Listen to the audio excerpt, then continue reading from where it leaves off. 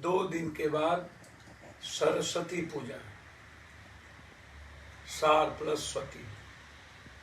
सार मतलब संपूर्ण आंतरिक, मेरे भीतर, स्वती मेरे भीतर, संपूर्ण ब्रह्मांड सृष्टि हमारे भीतर है। हमारी नजरिया, हमारी सोच, मेरा चिंतन, मेरा कर्म, मेरी सच्चाई, मेरी मानवता, सबके साथ चलने, जीने और मुस्कुराने का एक वे, हम उसी को कहते हैं ज्ञान। आप सबको बधाई। मानव कल्याण के पथ पर मानवता के लिए काम करें, खुद के विश्वास के साथ।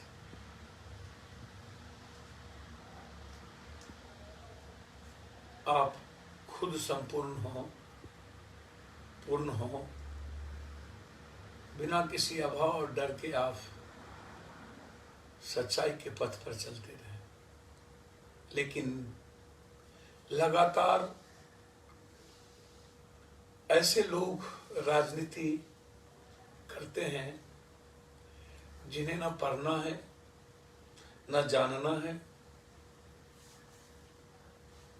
और न संघर्ष करना है, न कर्म का पथ है। भागवादी, भगवानवादी, बापवादी, परिवारवादी, मायावादी, ऐसे लोग जिसकी राजनीतिक कुंडली सिर्फ जाति, धर्म और मजहब के बीच नफरत पैदा करना, सत्ता और सियासत उनके लिए बपोती बन जाए, राजनीति जागीर,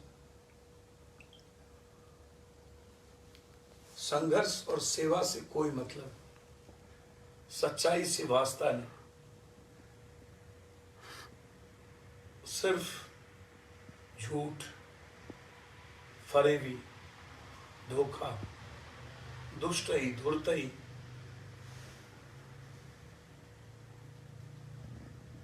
इस्तेमाल करो, छोड़ दो। बस मैं और हम सब का, राजनीतिज्ञों का परिवार सही रहना चाहिए, उनकी कुर्सी सही रहनी चाहिए। बिहार के 12-14 करोड़ लोग और देश के 130 करोड़ लोग मरे, हरे, उसकी जिंदगी खुशहाल रहे न रहे, बस मुझे तुम खुश रखो। ऐसे लोग जो गायब रहते हैं, जो जिन्हें कोई वास्ता नहीं है,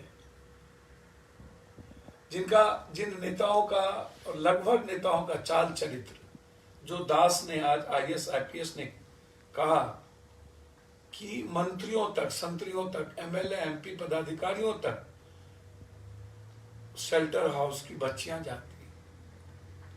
मैं तो बार बार कहता रहा, क्या इस देश में बच्चियों का सम्मान है? आदिकाल से विधवा प्रथा, सती प्रथा, बांझ, सब बच्चियों पर ही क्यों, मर्दों पर क्यों? सब चीजों के लिए तिरस्कार औरतों की क्यों? राम अयोध्या हो गई, सीता की अयोध्या नहीं हुई। एक ऐसी बेटी जो अनाथ थी, जिन्होंने, माँ का मतलब क्या होता है? सबसे पहले उठना और सबसे अंतिम में सोना है। पूरा का पूरा संघर्ष माँ के जीवन की भूमिका होती है। बेटियों का रिस्पेक्ट यह कंट्री नहीं करता। कोई भी धर्म कर्म बेटियों पर थोप दिया गया। पूजा पवित्रता नारी के हाथों। हर तरह की संस्कृति और संस्कार नारियों पर थोप दी गई, मर्दों पे नहीं। लोक लाज नारियों पे। सभी तरह का आडंबर छठ करेंगे, सहेगी माँ, जितिया माँ, चौरचन माँ। होली खेलेंगे, बेटियों के रंगों को खत्म कर देंगे। मामी, भाभी, साली, बीवी, जो पवित्रता की नारी होती है, जो मेरे जीवन के निर्माण की सच्चाई है, हम उसे अपने आनंद के लिए, अपने रसूख के लिए सिर्फ देखते।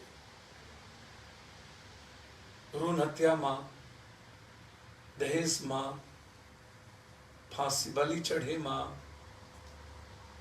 पीरा हो माँ,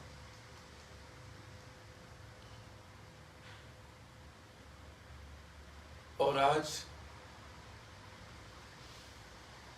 बेटी पढ़ाओ, बेटी पढ़ाओ, बेटी बचाओ, बेटी मारो, बस राजनीति होनी। 1.3% भी रोजगार और नौकरी इस हिंदुस्तान में बेटियों को नहीं। 3.7% एजुकेशन नहीं है, बस इस्तेमाल होना है। घर के अंदर रहना है, घर के बाहर नहीं जाना है। उनकी भूमिका बस मर्दों के निर्माण में है, मर्दों के भूमिका में है। फिर राम की पूजा होगी और सीता की नहीं। और इस तरह के अनंत कहानी है। अहिल्या, कौशल्या, द्रौपदी, एक नहीं, अनंत कथा। मीरा, एक से एक कथा। मैं सिर्फ आपसे कहना चाहूंगा, और आप सोचिएगा, शेल्टर हाउस, शेल्टर हाउस, जो नेता शेल्टर हाउस की बात करते हैं, उनके चरित्र को भी गौर से समझिए। उनके बारे में सोचिएगा तो आप शायद रूह कांप जाएगा। ये जो एमएलए एमपी की बड़ी बड़ी कोठियां होती है, मंत्रियों की, लगभग 80-70% कोठियां एक कोठा होता है, अयासियों का अड्डा, लूटने के रसूखदार लोगों की ऐसो आराम के चारागाह। भारत के 130 करोड़ लोगों के टैक्स के बदौलत पूरे परिवार को 4.5 सालों तक ऐसो आराम की जिंदगी देना, ये उनकी फितरत है। फोन नहीं उठेंगे, मिलेंगे नहीं, काम नहीं होगी, भारत और मानव निर्माण में उनकी कोई भूमिका नहीं होगी। समाज को भी इन बच्चियों के बलात्कार से और बच्चियों के शोषण से कोई मतलब नहीं। समाज अपने घर में भगत सिंह नहीं चाहते, पड़ोसी के घर में चाहते। किस बेटी का बलात्कार हुआ, किस जात ने किया, किस धर्म ने किया, किस कौम ने किया, समाज पहले यह पूछती है। पहले नहीं पूछती बेटी मेरी है। बेटियों का बलात्कार हुआ, बेटियों का शोषण हुआ, यह सवाल समाज के लिए नहीं है। जिसके लड़के इन्वॉल्व है वो समाज अलग हो जाते हैं, और जिनकी बेटियां उसमें शोषित होती है, वो थोड़े देर के लिए सेंटिमेंट में सड़कों पर कुछ मुट्ठी भर लोग आते हैं, फिर पुनः मुझको भूल जाते हैं। लगातार आज ही जो अभी घटना घटी है बाजार समिति में, 2 बच्चियों को ऊपर से फेंक दिया गया। मान चले को पटना में डर है, खौफ है। क्यों खौफ होगा? जब पदाधिकारी के ऐसो आराम की जिंदगी के लिए शेल्टर हाउस, जो लोग शेल्टर हाउस की बात करते हैं उनसे पूछिए ना कि सीबीआई इंक्वायरी का क्या हुआ। मंत्री, एमएलए, पदाधिकारी, आईएएस की चर्चा हुई। एक शेल्टर हाउस थे क्या? देवरिया से लेकर के, यूपी से लेकर के बिहार के 32 शेल्टर हाउस। अरे नरोना बलात्कार केस का क्या हुआ? क्या इसमें सबसे बड़े आईएएस नहीं फंसे हुए थे? क्या इसमें बड़े बड़े पॉलिटिशियन नहीं फंसे हुए थे? मासूम बच्ची थी नरोना की, सीबीआई इंक्वायरी चल रही है। क्या अभी तक सीबीआई इंक्वायरी मुकाम पर पहुंच पाई? मैं नाम भी खोलूंगा कुछ दिनों के बाद। नेपाल में जाकर के मार दिया गया। ये पॉलिटिशियन किस मुंह से शेल्टर हाउस पर चर्चा करते हैं? उनके घर का दहलीज गंदा होता है। बिना दिन और रात के उजाले के कपड़ा बदले और करबट बदले इनकी जिंदगी नहीं जाती। यदि इन लोगों को खंडाला जाएगा, बड़े बड़े बाप के बेटे और सुखदार लोगों को, बड़े बड़े पूंजीपतियों को शेल्टर हाउस की बेटी पहुंचाई जाती है। आश्चर्य होगा आपको, क्योंकि शेल्टर हाउस की बेटियों के ना कोई मां होते हैं, ना पिता, ना भाई, ना दोस्त। बस नौकरशाह की बदौलत उनकी जिंदगी चलती है। 18 साल के बाद नौकरी के नाम पर बाहर में हम भेज देते हैं, यौन शोषण करते हैं। 18 साल के पहले 12 साल, 13 साल, 14 साल, 16 साल तक उस बंद कोठरी में इन पदाधिकारियों के लिए कमाने का एक जरिया, खुद के यौनाचार और यौन शोषण खुद के रसूख के लिए और अपने भौतिक सुख के लिए इस्तेमाल करना और बड़े बड़े होटलों में परोसना। मुजफ्फरपुर हो या कहीं, एक मुजफ्फरपुर की घटना नहीं है। क्यों चुप हो जाते हैं आप? भागलपुर के सृजन में चुप, नरोना में चुप। समाज को मतलब क्या है? समाज सबसे बड़ा दोषी नहीं है क्या? एक दिन में हो के बात खत्म हो जाती है। आप पड़ोसी में आग लगी, आप आग नहीं बुझाना चाहते, आप अपने घर में आग की लगने की चिन्ह के बैठे रहते हैं। कब आंदोलन हुआ इन सवालों पर? बक्सर में बेटियों के साथ बलात्कार कर दिए गए। कल मैं जा रहा हूं वहां, कल मैं सुबह पहुंचूंगा पटना में सारे कार्यक्रम को छोड़ के, जबकि मेरी जरूरत थी अभी दिल्ली में। कल मैं बक्सर जाऊंगा उन बच्चियों के पास। लगातार घटना, लगातार मौतें, चारों तरफ हाहाकार। क्या आप करना चाहते हैं? ये पॉलिटिशियन बच्चियों का इस्तेमाल भी पॉलिटिकल इवेंट से करते हैं। शुरू दिन जब एनजीओ की एक बड़ी एनजीओ ने जब इन गाय घाट के वंदना गुप्ता के, तो पहले भी पीएम सीएम सबको चिट्ठी लिखी गई है, इंक्वायरी हुआ है, कौन बचा रहा है, कौन है इनके यहाँ का, वंदना गुप्ता के यहाँ का, इनको अभी तक हटाया क्यों नहीं? और वो बच्ची जो कंप्लेन की, फिर उसी शेल्टर हाउस में क्यों भेज दिया गया? यातनाओं के लिए, मरने के लिए, उसको बदलवाने के लिए। फिर नए बच्ची वीडियो जारी हुआ है।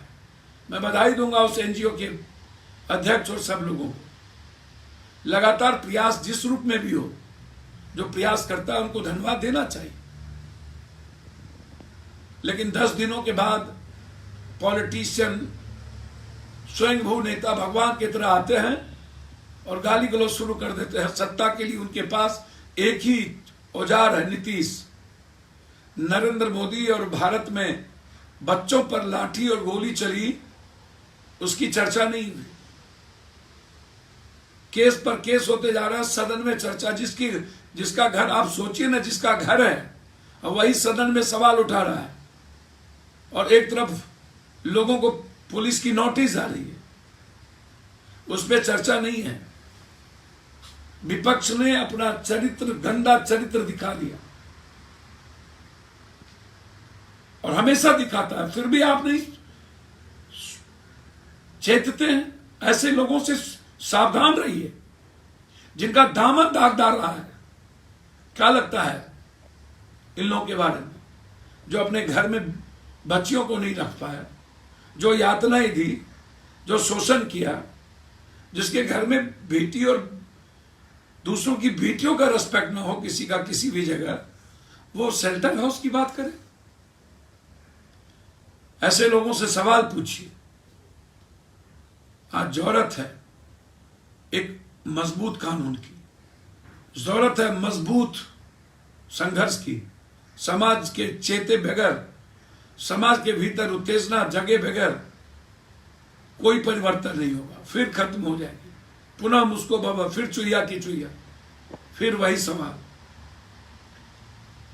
हमाम में सब नंगे, हर डाल पर उल्लू बैठा, अंजामे गुलिस्ता क्या होगा। ये नेता लोग, बड़ों के बाप, कनियों के बाप, सिर्फ गंदा चरित्र लोग इस्तेमाल मत करो शेल्टर हाउस को, राजनीति मत करो। हमने उस दिन भी आने वक्त कहा था इंक्वायरी होनी चाहिए। हम कोर्ट जा रहे हैं, कल पहुंचेंगे, लड़ेंगे, लेकिन जो बाजार समिति में आज हुआ, क्या यह हर दिन नहीं? मैं तो पहले भी कहा कि हॉस्टल सुरक्षित बेटियों के लिए नहीं है, मां बाप नहीं होते हैं। हॉस्टल चलाने वाले कौन लोग हैं? क्या वो महात्मा बुद्ध और महात्मा गांधी, सुभाष चंद्र बोस है? क्या वो नानक और कबीर हैं? क्या वो संत हैं? आदमी हैं। वह भी प्रभावित है हर चीजों से। बेटियों के लिए सरकारी अस्पताल, हॉस्टल की आवश्यकता है, और हम चाहेंगे हमारी बेटियों को इस तरीके से पटना या बड़े शहरों में परिवार ना छोड़े। एक मजबूत परिपक्व गार्जियन के नेतृत्व में उनकी शिक्षा दीक्षा होनी चाहिए। यह गंभीर चिंता का विषय है मेरे लिए। मैं लगातार इस पर चिंतित हूं। और शेल्टर हाउस को लेकर के जो 12 साल 13 साल की हमारी बेटी है, जिसको नशे देकर के खत्म कर दिया जाता है, सुई देकर, खाने में नशे देकर इस्तेमाल किया जाता है, उस पर कभी चर्चा नहीं होती। लगातार ये बहस हो रही है। इसीलिए हम अविलंब सीबीआई इंक्वायरी की मांग करते हैं। जो सीबीआई पहले से इस पर इंक्वायरी कर रही है, मालती गुप्ता की पूरे काल की, और साथ साथ गाय घाट की परिस्थितियों की, जिसमें विदेशी एक बच्ची को मार दिया गया, कई तरह की घटनाएं घटी हैं, उसकी पूरी इंक्वायरी और जांच चाहते हैं। और इसमें मैं उन पॉलिटिशियन से आग्रह करूंगा जिनका दामन दागदार और चरित्रहीन हो, वो बच्चियों के बारे में जिनका दाग चेहरा कंप्लीट महिला विरोधी हो, ऐसे पॉलिटिशियन को दूर रहना चाहिए और समाज सेवी को लड़ने के लिए आगे आना चाहिए। हमारी पूरी ताकत खरी होगी, फिर लड़ेंगे। लेकिन जब पूरी संस्थाएं, चारों व्यवस्था बिक जाए, कोई सुनने वाला नहीं हो, गंभीरता नहीं हो, आज तक सजा नहीं हुई, तो फिर कोई ना कोई मुजफ्फरपुर, कोई ना कोई देवरिया, कोई ना कोई गायघाट इस तरह होता रहेगा। इसको सोचने और समझने की जरूरत है।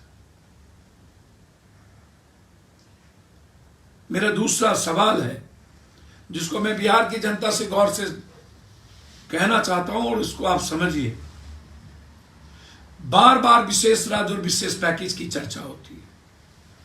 थोड़ा सा समझने की जरूरत है कि बिहार के बंटवारे में किसकी भूमिका है, किन लोगों ने अपने रसूख और सत्ता के लिए बिहार को बांटा। याद करिए, जब लालू यादव जी थे तो उन्होंने कहा था मेरे लाश पर बिहार बटेगा।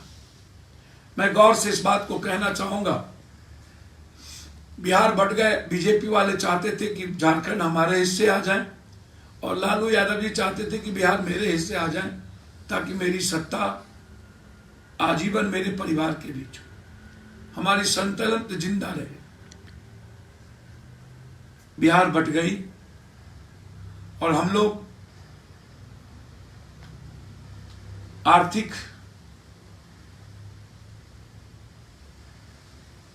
सामाजिक, घरेलू और व्यक्तिगत तौर पर कमजोर हो गए, शैक्षणिक रूप से कमजोर हो गए, फैक्ट्रियां हमारी खत्म हो गई, हमारी जीडीपी घट गई, मानव सूचकांक हमारा दुनिया में सबसे कम हो गया, गरीबी दुनिया के नंबर 1 पे चले गए। सोचिएगा, उसके बाद लगातार लालू यादव जी केंद्र में रहे, कांग्रेस के साथ रहे, देवेगौड़ा और गुजराल की सरकार रही, किंग मेकर लालू यादव जी थे। तो जब उनके परिवार के लोग और उनकी पार्टी के लोग यह कहते हैं कि विशेष राज विशेष पैकेज पहले दोनों तय कर ले, तो जब आप दो प्राइम मिनिस्टर बनाए थे तो विशेष राज लेने में क्या दिक्कत थी? जाति जनगणना करने में क्या दिक्कत थी? हर चीजों के लिए पॉलिटिशियन और पॉलिटिकल पार्टी हर बीमारियों को, हर अच्छी चीजों को जिंदा क्यों रखना चाहती है? ताकि इनके लिए वोट का रास्ता खुला रहे। आप ले लेते विशेष राज। किसने रोका था? देवेगौड़ा जी और गुजराल से। फिर कांग्रेस में जब आपकी हिस्सेदारी थी, आप रेल मंत्री और सब कुछ थे, तब क्यों ले लिए? नीतीश कुमार जी भी लगातार, याद करिए, सरकार में रहे। अटल जी की सरकार में कौन रोका था इनको विशेष राज लेने के लिए? विशेष पैकेज क्यों नहीं ले पाए? बंद पड़ी फैक्ट्रियों के लिए पैसे क्यों नहीं ले पाए? फूड प्रोसेसिंग के लिए क्यों नहीं पैसा ले पाए? ITI से लेकर के, IIT से लेकर के, नेतरहाट से लेकर के, सैनिक स्कूल से लेकर, कस्तूरबा से लेकर के, बाढ़ से मुक्ति से लेकर बिहार के निर्माण के लिए विशेष पैकेज क्यों नहीं आपकी हिम्मत हुई लेने की? फिर भी आप दोनों लगातार 16 साल और 15 सालों से बने। बिहार की जनता को आप मूर्ख बनाते रहे दोनों मिलकर। आपको हिम्मत क्यों नहीं हुई? लगातार 16 सालों से नीतीश जी आप पावर में, कभी कम कभी ज्यादा, लेकिन आप इतने पावर में जरूर थे कि आप विशेष पैकेज ले सकते थे। 3.2% फैक्ट्री आज खुली नहीं है, सब के सब बंद हो गए। बाढ़ की स्थिति हमारी जिंदगी को विकराल बना दिया। नदी हमारे लिए नासूर हो गई। इंफ्रास्ट्रक्चर हमारे पास नहीं रहा। तो फिर ये दोनों भाई कब तक जिंदा रखेंगे विशेष राज और विशेष पैकेज को? कब तक एक ही चीजों पर राजनीति होगी? कब तक जाति जनगणना पर राजनीति होगी? आप समर्थन क्यों नहीं छोड़ देते हैं? सत्ता क्यों नहीं छोड़ देते हैं? और जो जाति जनगणना की बात लालू जी या लोग करते हैं, तो उस वक्त तो आप सिर्फ आप थे, एक ही थे, करा लेते। कितना दिन आप ऐसे चीजों को जिंदा रखकर वोट की सियासत करेंगे? बिहार की दुर्गति में सबसे बड़ी भूमिका किसकी? पलायन में भूमिका किसकी? 80,000 करोड़ रुपया बाहर पढ़ने के लिए हर साल किसकी? 93 लाख मजदूर बाहर जाते हैं, इसमें जिम्मेदार कौन? सारे पैसे हम बाहर देते हैं। बिहार गरीबी के नंबर 1 पर, इसके जिम्मेदार कौन? बिहार के पास हेल्थ और इंफ्रास्ट्रक्चर, एजुकेशन कुछ नहीं, इसके जिम्मेदार कौन? जब भारत सरकार ही GDP का 1.3% स्वास्थ्य पर खर्चा करता हो, अन्य कंट्री 10 से 15% स्वास्थ्य पर खर्चा करता है, और हम 1.3, 2,000 करोड़ रुपया हायर एजुकेशन में हम कम कर दिए। इस बेसिक स्कूल और हाई स्कूल की चर्चा ही बंद कर दी। डिजिटल की बात कर रहे हैं। 40 करोड़ दलित आदिवासी हिंदुस्तान में, 12,000 करोड़ का भी बजट हम नहीं दे पाए। सबसे बड़ा दलित विरोधी, गरीब विरोधी सरकार आप लगातार हैं। आप क्या करेंगे? भाजपा कहती है विशेष राज की जरूरत है ही नहीं, मतलब ही नहीं, औचित्य ही नहीं है, डिमांड ही नहीं है। GST का पैसा नहीं देते हो। नीति आयोग हमें सबसे दुनिया का गरीब कहता है। हेल्थ और एजुकेशन 0 पे है। इंफ्रास्ट्रक्चर हमारे पास नहीं है। तो फिर विशेष पैकेज क्यों नहीं? और इसके लिए हम एक क्यों नहीं होते? हम इसमें भी राजनीति क्यों करते हैं? इसको समझने का प्रयास करिए। हम लूटने का जरिया बिहार को बनाएंगे।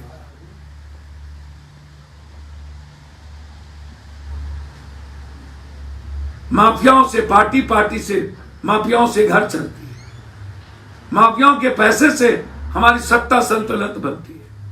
माफिया विधानसभा और विधान परिषद को सुशोभित करेगी।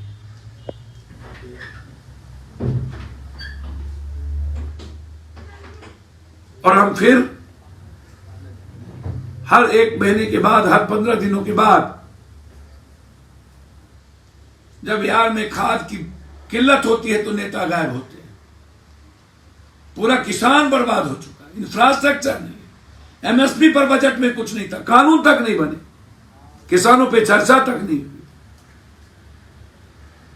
1 लाइन में एजुकेशन, 2 लाइन में रेल, आधा लाइन में स्वास्थ्य और 3 लाइन में किसान, और उसके बाद सिर्फ कॉर्पोरेट पूंजीपति,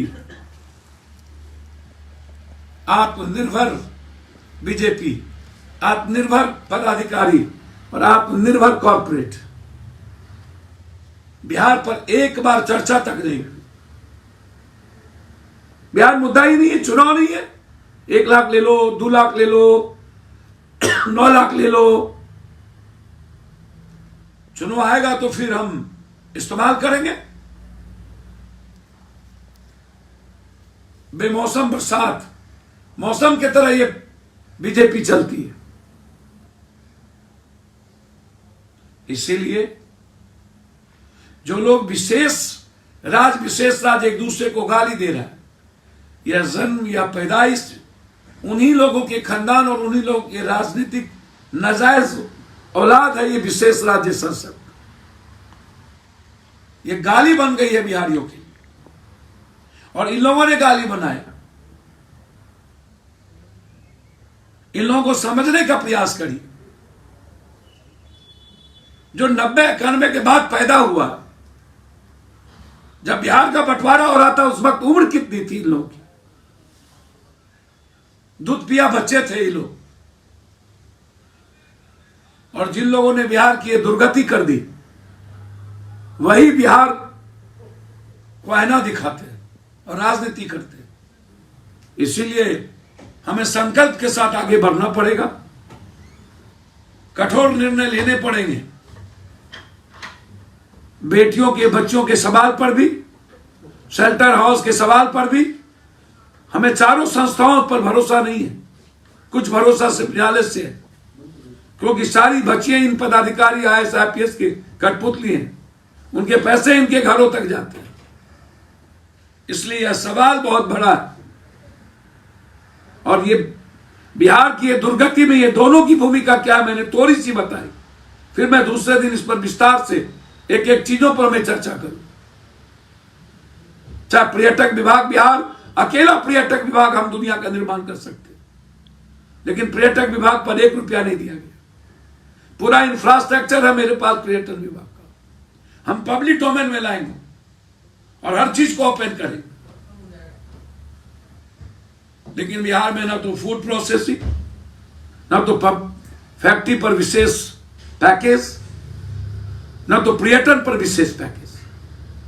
बस राजनीति करनी है, आना कुछ नहीं है, जुबान काली है, और बस आना है, गायब होना है, फिर देखना नहीं है, बस गाली गलौज की राजनीति करनी है। पहले अपने घर की गाली, वो कहते हैं पहले दोनों तो संभल जाइए। अरे पहले अपना घर तो संभाल लो। इसीलिए इस बात पर गौर से समझना होगा, और हमें बिहार के निर्माण के लिए पॉलिटिशियन से अलग हटकर हम सारे छात्र, नौजवानों को और किसानों को, मजदूरों को एक होकर के खुद की भूमिका तय करनी होगी। ये कभी सुशील मोदी ख्वाबी पुलाव दिखाते हैं, सरकार उसकी आंख में वही दिखा रहा है, केस वापस लेने वही कह रहे हैं, ट्वीट ललन भाई कर रहे हैं। अरे उठा लो ना, रेल मंत्री भी तुम्हारी, रेल पुलिस भी तुम्हारा, बिहार पुलिस भी तुम्हारा। किसको जबरदस्ती तुम ये दिखा रहे हो? इसलिए इन झूठे फरेबियों से बचिए, इन दुष्टों से, दलालों से बचिए और इनकी राजनीतिक इवेंट्स पर कठोर जवाब दीजिए और इन नेताओं को समझने का प्रयास कीजिए। अब भी वक्त है, ऐसे लोगों का नारा बंद करिए, इन जुमले और पॉलिटिशियन को समाज से बहिष्कार करिए और अपने अपने मोबाइल से, अपने अपने चीजों से इन पॉलिटिशियन को हटाइए ताकि इनको औकात का पता चले। ये डरे आपसे, ये आपको अपना बाप समझे, भगवान समझे, नौकर ना समझे।